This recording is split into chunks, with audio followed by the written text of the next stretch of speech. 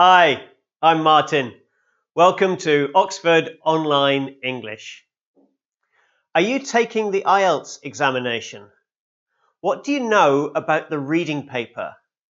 Are you having problems with any of the question types?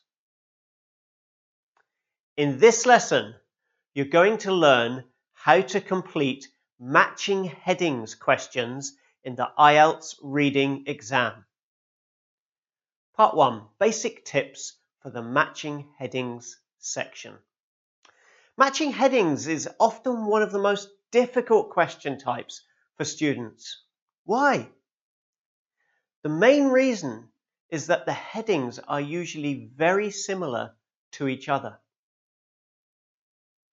Also, you have more headings than you need for the question. So, how can we make this a little easier? Firstly, if there's an example, and there usually is, cross out that answer. You don't need it. Don't let it confuse you. Also, the example isn't always the first paragraph, so make sure you check carefully. Secondly, check how many questions you need to answer. How many extra answers are there? If you are matching headings, do not use any answer more than once. Finally, and most importantly, you do not need to read the whole text. You don't have time. You get marks for answering the questions, not understanding the whole text. Your only job is to choose the correct answers. So, how can we find them? Part 2. How to answer a matching headings question. Take a look at these headings. 1. How wildlife benefits from big trees. 2. How large trees are being destroyed. 3. How to support a functioning ecosystem. Before you read any of the text, one technique is to read the headings first.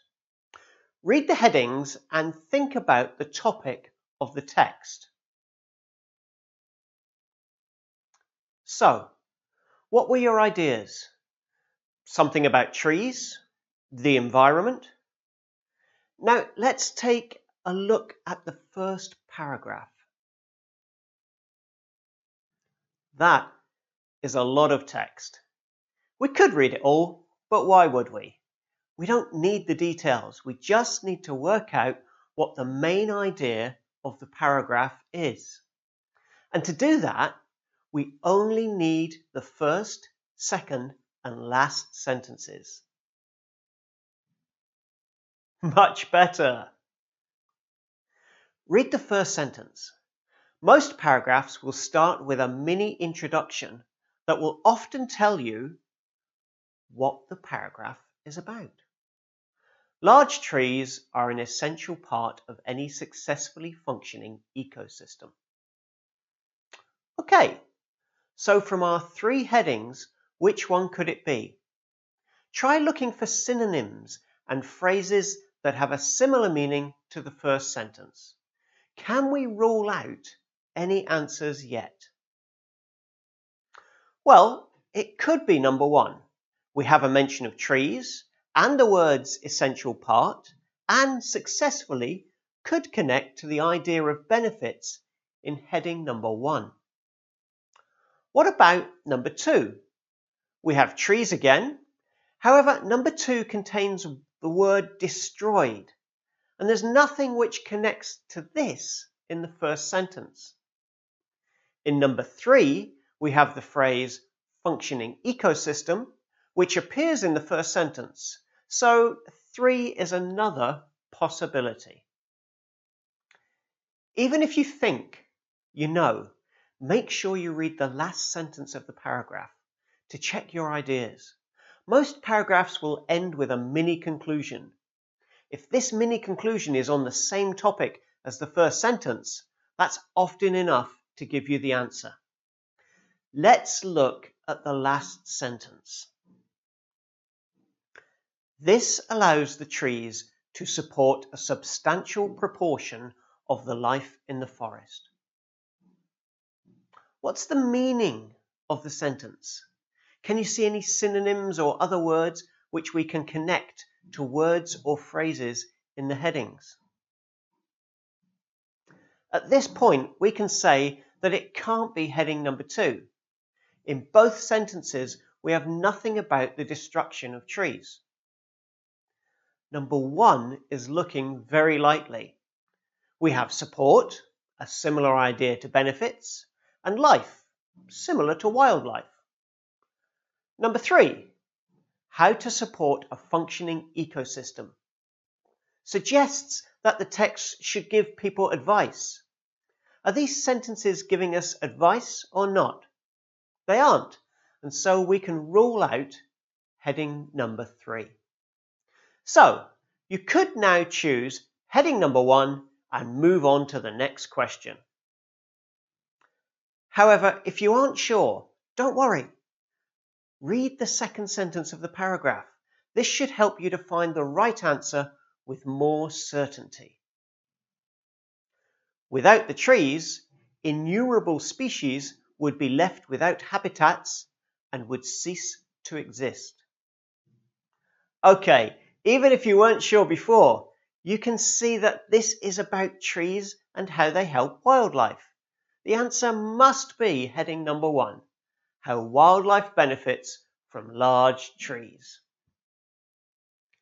Let's do one more example. We'll use the same technique.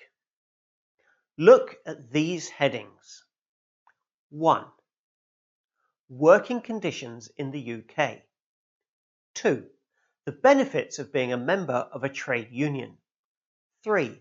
Declining membership of trade unions in the UK. Again, read the headings and think about the topic of the text. So, what were your ideas? Something about work in the UK? Membership of trade unions? Now, let's take a look at our paragraph.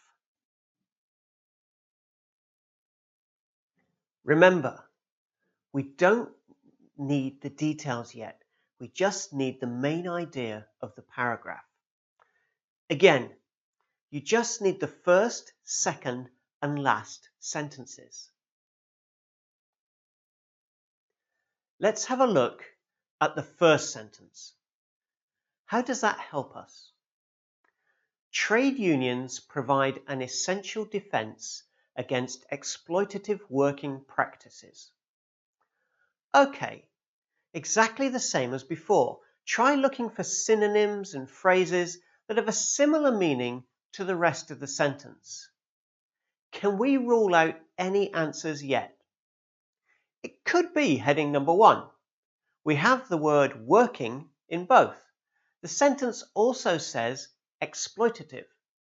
Exploitative describes a relationship where one side is more powerful and uses that power to treat the other side unfairly. This could link to working conditions. What about heading number 2? The phrase trade union is in both. Also, we have the word defense. Defense here connects to the idea of helping people by protecting their rights. Heading number 2 talks about benefits, so it could still be number 2. What about the third heading? Trade union is in both, but there's nothing else to connect the heading to the first sentence. So it looks less likely, but we don't have enough information to rule out any headings yet. You can see that this example is a little more difficult. With our first example, we had a good idea of which heading was right after reading one sentence. Here, the first sentence of the paragraph hasn't helped us much yet. What do? No problem. Remember, the next step is to look at the final sentence of the paragraph. A large decrease in the number of members means that trade unions currently have far less influence compared to the height of their power in the 1980s. Does this make things any clearer? The sentence says the number of members has decreased. So heading number 3 is looking more probable because it talks about declining membership of trade unions. But what about headings 1 and 2? There's nothing obvious in the last sentence which connects to 1 or 2. However, there's also nothing which lets us rule them out. So, I think we need to do some more work. What should you do? Read the second sentence. Yet, due to a lack of awareness surrounding the benefits of joining a union and an increase in temporary work, union membership in the UK continues to fall year on year. Can we make a final decision now? The second sentence mentions benefits, which appears in the heading number 2. But this sentence says that people don't know the benefits of joining a trade union, which is a different context from heading number 2. So there's nothing to connect this sentence to headings 1 or 2.